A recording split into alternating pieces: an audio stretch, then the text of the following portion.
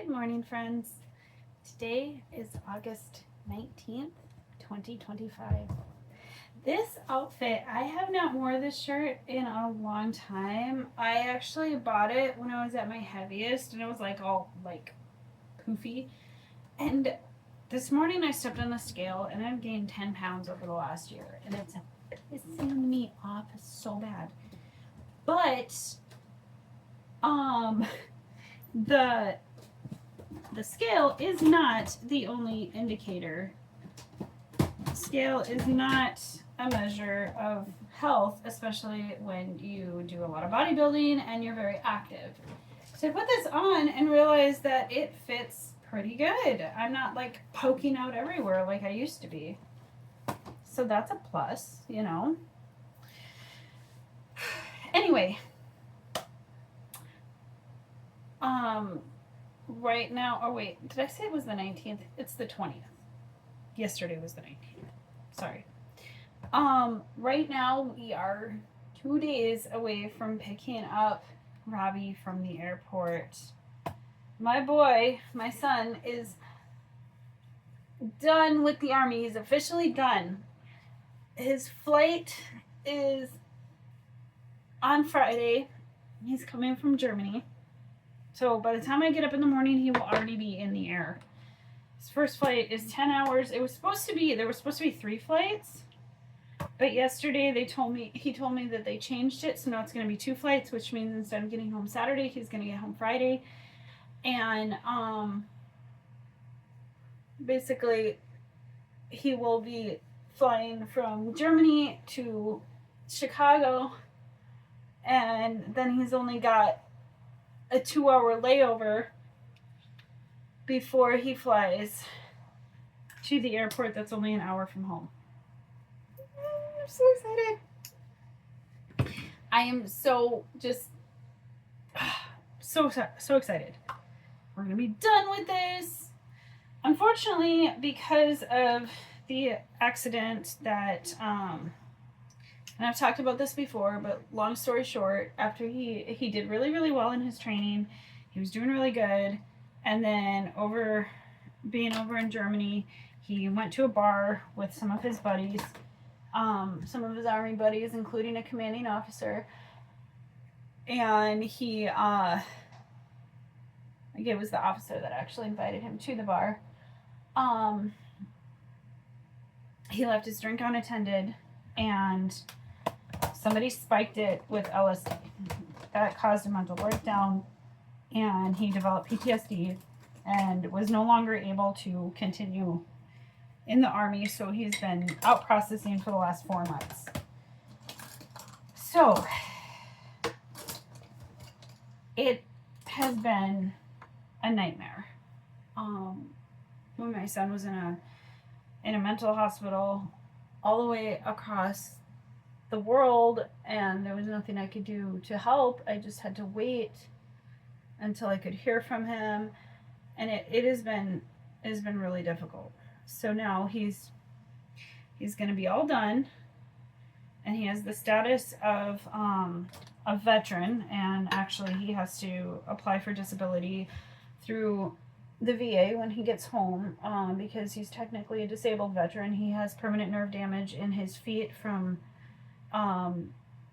when he was doing his paratrooper training, and he landed really hard and it messed up his foot, and like his whole one leg is like permanently messed up. And PTSD is also, considered a disability. So, but they said that they could either do the processing for disability while he's still there, which would make it take another 6 months, or they could let him come home and do that part after he came home. So he opted for that.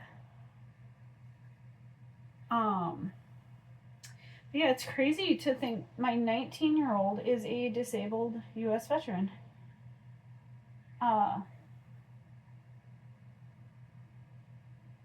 That is not even close to. Yeah, it's kind of wonky. That's okay, because I can fix that. But anyway, So because he didn't finish his 4-year contract, we have to pay back for his training, which is not something they tell you when you sign up. So basically, he owes about 10 grand. So between the money he had saved and I've been working really, really hard to earn extra to help him pay that off faster. We've got, what he needs to pay it off. And he went to financial today and they said, oh, no, you can't pay it off yet. We have to send you a bill. Okay. Well, so he asked how that works. And they said that he has to keep the money in his account because sometime in the next 6 months, they're just going to yoink it out of his account. And basically, he won't get much warning from that. They just take it. So, like, if you don't actually have that amount in the account, then they zero you out, and then you get these massive overdraft fees and all this crap. It's like, of course, because that's how the government does it. My son Teal, he was on SSI because he was severely disabled, and that's exactly how they did it. When he passed away one day before his last check cleared the bank, it had already been issued. Like, they shouldn't have been able to take it back, but they did. They took it back. They immediately after he died, his death certificate was put on file, and they basically put a freeze on that money in our account. I knew they were going to do this because I know a lot of other special needs parents that have been through it. So, I didn't even attempt to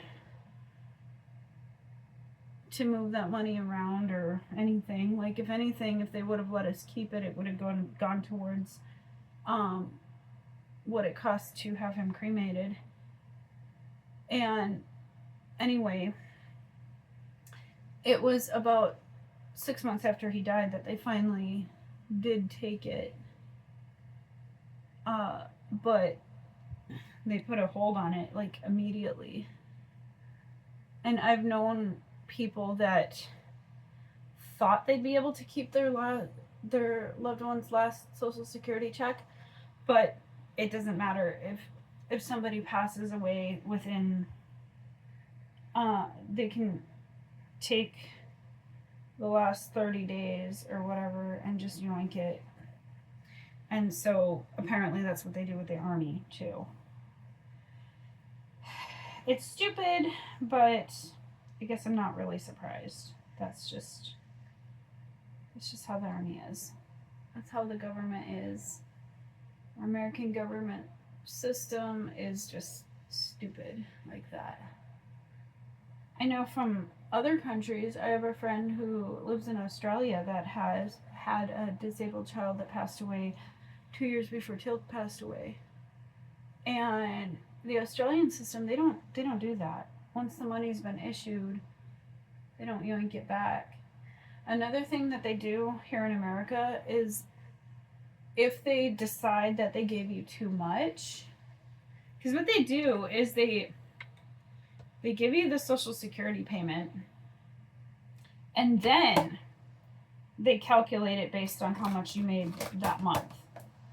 And if you made too much, they will then make you pay back whatever overages. Well, they don't do that way in other countries. In Australia, if they overpay you, they consider it their mistake, and they don't make you pay it back. They don't penalize you for it. Over the years, I had to pay back a few times because of paperwork errors on the government's part. Like, I always made sure that I did everything on my end, but there was times when they wouldn't process things for months at a time, and then I would have to pay them back. And it was a pain. So that's why I I worked my tail off to make sure Robbie had enough to pay off this army debt. Once we found out about it, like all the money I had saved up to go to Germany to go see him became my get Robbie home without debt to the government fund. So, and Robbie's like, Mom, I'm gonna pay you back. And I'm like, why? You don't have to pay me back. You're my kid. This wasn't your fault. This happened to you. And just like I would do for any of the kids, any of my children, this is me being mom, taking care of you. He's like, but Mom, I'm an adult. You shouldn't have to take care of me anymore. I'm like, yeah, but I'm not going to require you to pay me back. He says, well, I'm going to find a way to pay you back. So I told him if he absolutely insists on finding a way to pay me back, he can pay me back by helping keep the house clean and stuff while he's living here and, you know, stuff like that. He's like, Mom, that doesn't count either. That's just basic chores. It's like, sweetie, you don't owe me anything though. You know, I'm not one of those parents that's like, oh, I brought you into the world, so you owe me for taking care of you, blah, blah, blah. No. I brought you into the world, therefore it's my job to make sure that you can succeed, that you can have a good life. It's my job to take care of you. You don't owe me anything. I owe you everything because I brought you here. You didn't have a choice in that.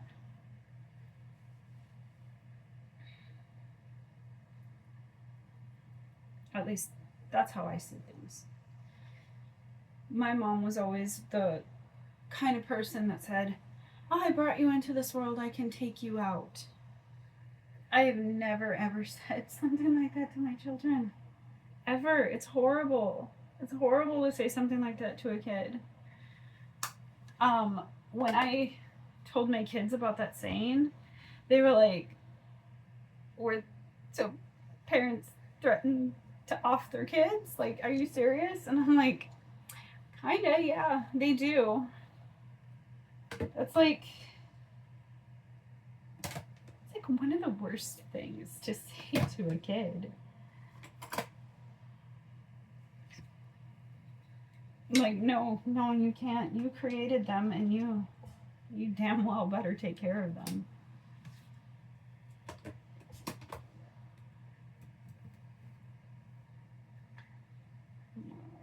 Which color did I just use? Use this one.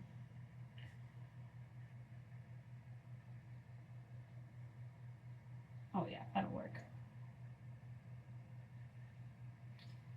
But I'm of the mind that no matter how old my kids get, if they need me, I'm gonna do my best. Now, it'd be different if they were like demanding,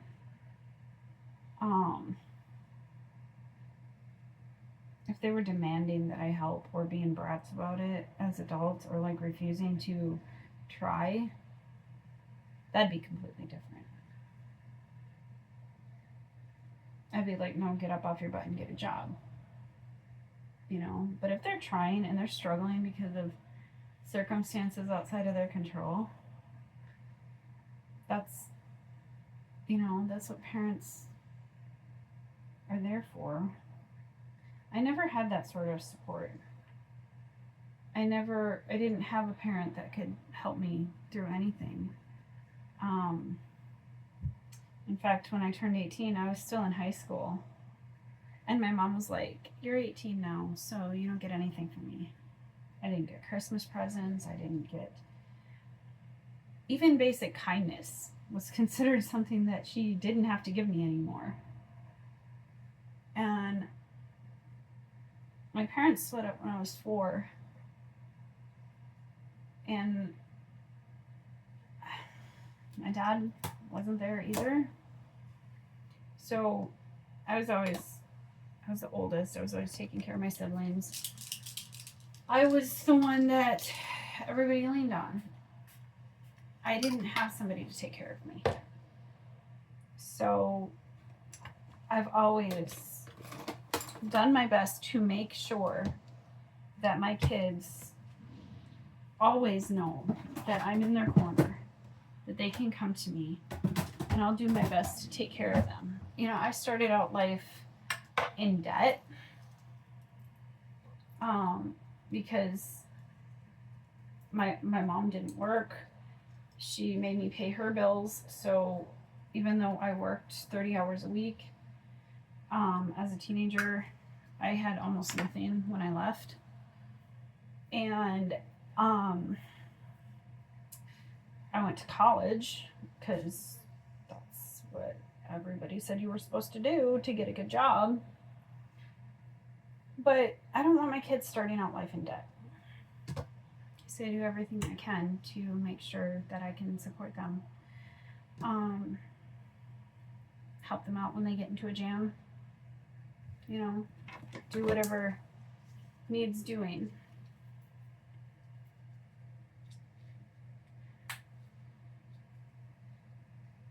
So, yeah.